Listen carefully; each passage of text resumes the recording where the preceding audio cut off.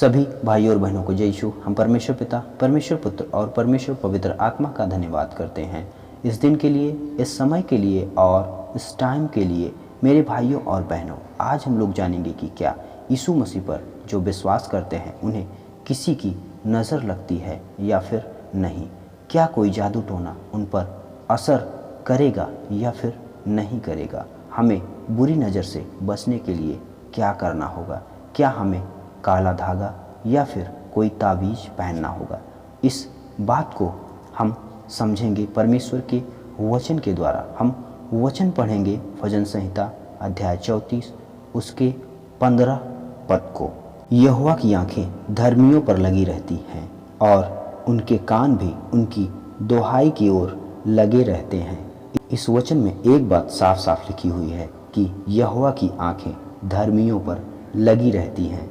कौन है धर्मी? जब हम अपने पापों को परमेश्वर के सामने मान लेते हैं और ये वादा करते हैं कि अब हमने अपने पापों से मन फिरा लिया है, ऐसा स्त्री हो या फिर पुरुष, उसका महत्व परमेश्वर की नज़र में आम मनुष्यों से अलग हो जाता है। और फिर यहोवा परमेश्वर हमारा पिता, जिससे हम बिछड़ गए थे, वो निरंतर हमारे ऊपर टकटकी लगाए बैठा है।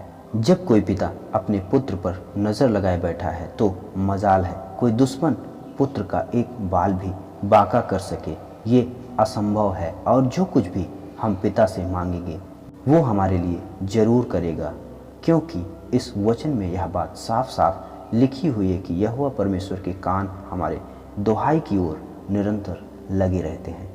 वो हमारी प्रार्थना को सुनता रहता है। तो अब हम जब मसीह में हैं तो चिंता करने की कोई आवश्यकता नहीं, क्योंकि हमारा सृष्टिकर्ता, हमारा उद्धारकर्ता, हमारा मुक्तिदाता, जिसने हमारे गुनाहों और पापों के कारण क्रूस पर चढ़ाया गया, वो हमारे साथ है। तो अब हमें किसी भी चीज़ से कोई समस्या नहीं है। तो हमें काला धागा, तावीज़ या फिर नज़र उतरवाने की कोई आवश्यकता नहीं है, क्योंकि पुरानी बातें बीत गई। अब यीशु मसीह में सब कुछ नया हो गया। इन सभी बातों से यह साफ हो गया कि मसीह पर विश्वास जो करेगा, किसी की बुरी नज़र उसको नहीं लगेगी। सभी भाइयों और बहनों को जय यीशु। हम परमेश्वर पिता, हम परमेश्वर पुत्र और परमेश्वर पवित्र आत्मा का धन्यवाद करते हैं इस दिन के लिए, इस समय के लिए और इस टाइम के लिए।